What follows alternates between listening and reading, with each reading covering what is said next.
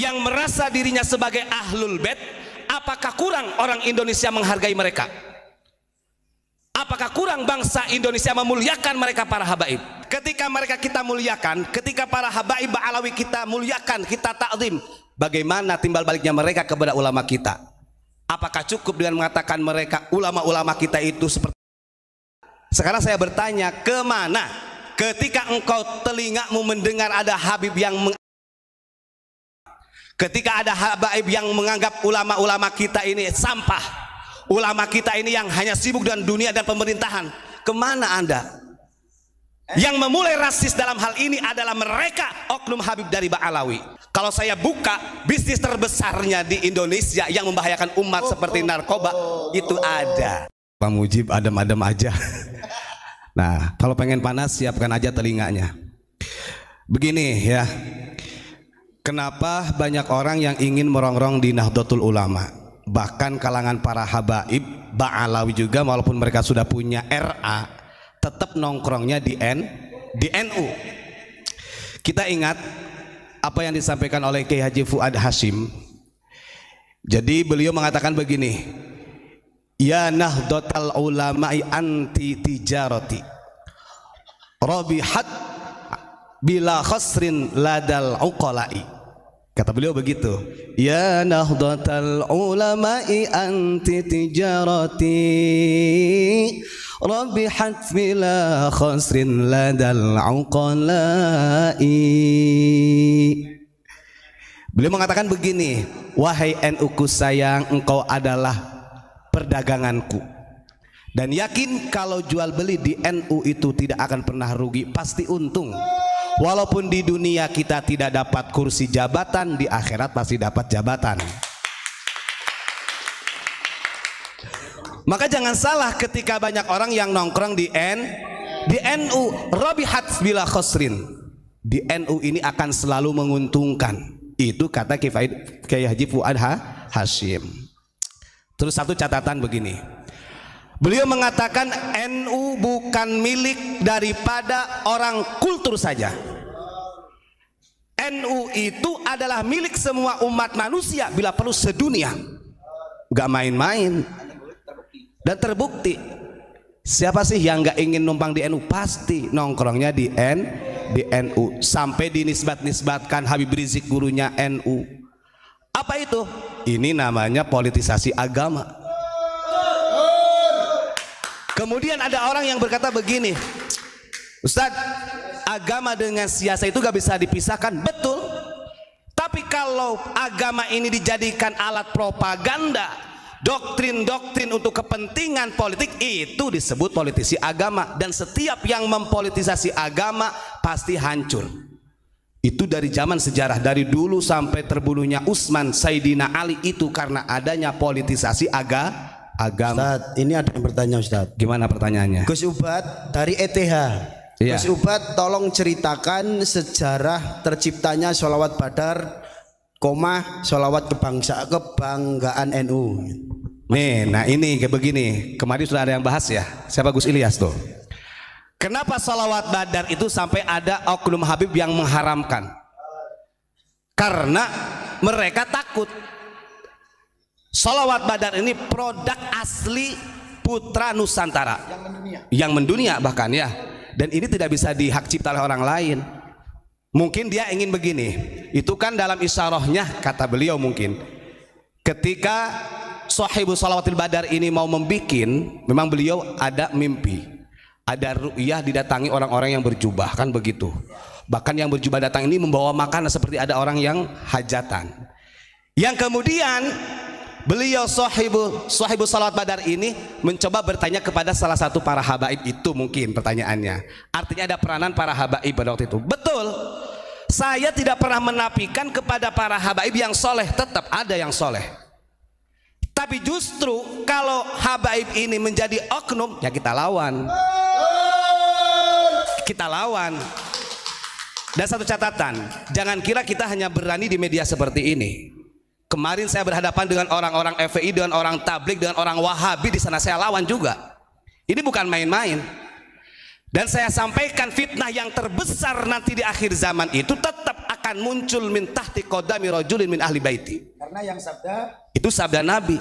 Fitnah terbesar yang akan muncul itu dari orang-orang yaz'umu minni, dia mengaku bahwa mereka adalah dzurriyyahku.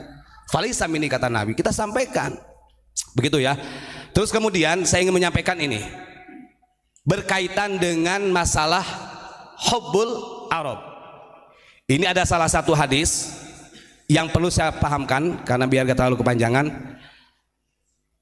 Kenapa ada kalimat hubbul Arabi minal iman? Mencintai Arab ini bagian daripada iman. Wa ba'duhum nifaq. Sementara membenci Arab ini menjadi kemunafikan. Hadis ini jangan dipotong seperti itu. Di dalam sarahnya hadis ada kalimat begini secara marfu.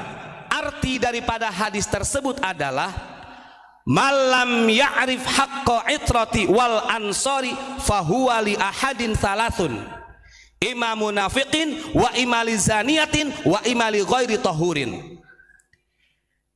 Yang dimaksud dengan mencintai Arab di sini adalah di mana kita sebagai umat muslim mengetahui hak-haknya kita terhadap dzurriyyah Nabi, ahlul bait, itrati di situ. Sekarang saya tanya, yang merasa dirinya sebagai ahlul bait, apakah kurang orang Indonesia menghargai mereka? Apakah kurang bangsa Indonesia memuliakan mereka para habaib? Tidak kurang-kurang. Sampai orang NU ini mempertahankan, padahal itu dulu mau dideportasi dulu, sampai dipertahankan walaupun kita tidak tahu bahwa dia itu intisab atau tidaknya kepada baginda Rasulullah. Kemudian wal ansori, dan kita sebagai umat Islam ini harus mengetahui hak-haknya kita kepada orang-orang pembela agama Allah. Berarti bukan hanya keluarga Nabi, itrati wal ansori. Sekarang saya tanya, ketika mereka kita muliakan, ketika para habaib Alawi kita muliakan, kita takzim, bagaimana timbal baliknya mereka kepada ulama kita? Apakah cukup dengan mengatakan mereka ulama-ulama kita itu seperti ini? Kan tidak ada kestabilan. Karena kalimat di sini wa itrati wal ansori bukan hanya dimiliki untuk dzurriyyah Nabi saja yang harus dimuliakan. Semua manusia dimuliakan, lebih-lebih orang-orang yang berjuang di jalan Allah, para ulama. Nah, ini yang perlu saya sampaikan ya. Karena nantinya begini, wah kalau ini kita bahas para habaib itu kan orang Arab, gitu kan? Maka kalau kita seakan-akan membenci, kita dikatakan orang munafik. Justru ketika mereka orang Arab, kalau mereka sendiri pun juga membenci ulama kita, munafik. Double itu. Kenapa saya katakan? Dalam kalimatnya begini. Wa ma'na fil ansor. Mereka itu gak pernah, makanya gak pernah belajar matan hadis yang benar. Fahuwa li ahadin talatun, imam munafiqin wa imali zaniyatin wa imali ghairi tahurin. Kalau seorang habib juga membenci kepada ulama-ulama yang selain habaib, menghinakan, sama posisinya, sama seperti kita membenci mereka. Bisa jadi dia orang munafik, dia juga berdosa seperti orang yang zaniyah, bahkan ghairu tahur, najis hukumnya, sama. Jadi jangan sampai ini dibalik fakta karena mereka merasa dzurriyyah Rasul, kita orang Nusantara yang diserang, wah pembenci Habib. Sama, mereka benci sama ulama kita, munafik. Karena tidak ada yang lebih utama, mau ahmar mau aswad, lali arabin walali ajamin, tidak ada yang bisa mengungguli kemuliaan bagi orang Arab ataupun orang ajam, sama rata kemuliaannya, terukur hanya dengan ketakwaan. Ini kemarin kan ada, wah kita ada sebagian ini Pak, mereka menganggap kita ini adalah orang yang sekuler, kita menganggap sebagai orang yang rasis, kan begitu. Banyak orang yang berkomentar seperti itu, saya tahu. Sekarang saya bertanya, kemana ketika engkau telingamu mendengar ada habib yang ulama kita, ketika ada habaib yang menganggap ulama-ulama kita ini sampah, ulama kita ini yang hanya sibuk dengan dunia dan pemerintahan, kemana Anda? Yang memulai rasis dalam hal ini adalah mereka, oknum habib dari Ba'alawi. Lawan jangan, lawan. Begitu. Perlu keseimbangan. Awas ya, ini catatan. Saya berbicara kayak gini bukan hanya di media. Saya kemarin Gus rame dengan orang, ada orang FPI, orang Wahabi, orang Tabligh, semuanya kumpul. Tak habisin semua. Kamu tahu sebagai anggota FPI, kamu tahu jejak rekamnya seperti apa dulunya? Mereka gak bisa ngomong, bungkam dah.